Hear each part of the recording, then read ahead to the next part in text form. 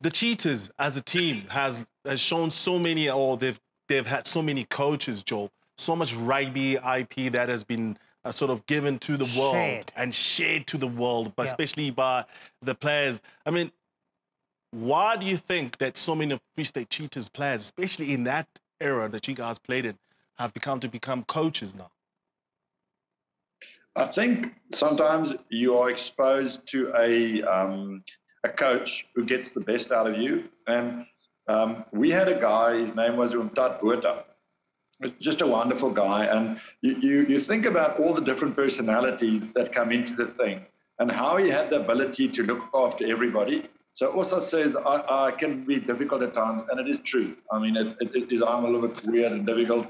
And for Mtati to have embraced me. And then a guy came along who was called Piet Kleinhans.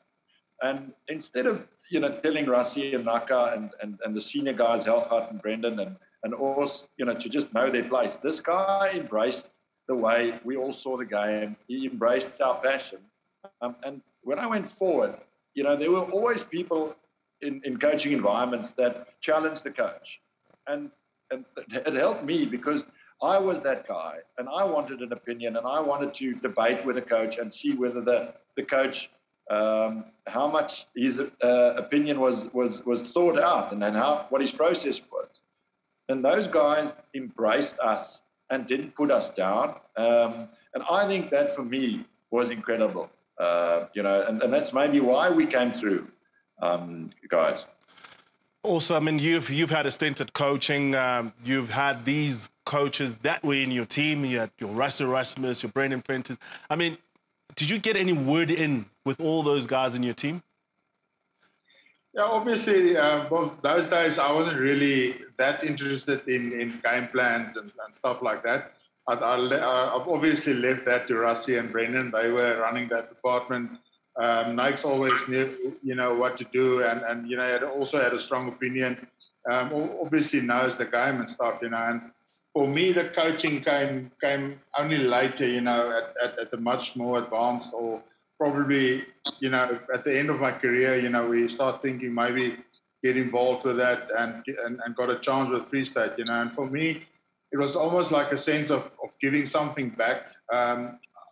My philosophy around coaching, or even as an ex-Springbok, is that if I can help another loosehead prop to gain experience, if I take my 80 test experience and I can build it in and we can get that player to get a head start of, let's say, his experience is suddenly at a level of when I played my 20 or 25th test, then obviously he's got an advantage, and obviously South Africa or the Springboks got an advantage.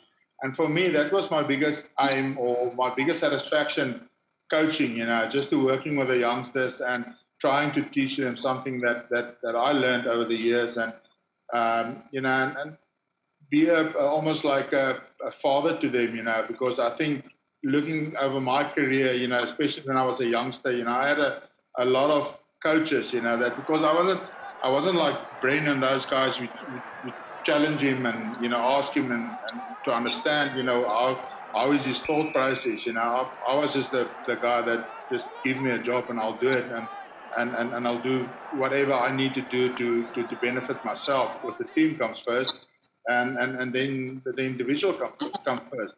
And as a coach, I always try to teach the guys family or life lessons, especially if you could almost incorporate into the coaching and say, listen, this is what you're going to experience in the rugby environment, but it's not that different out there after rugby. And for me, that was the nice part of coaching.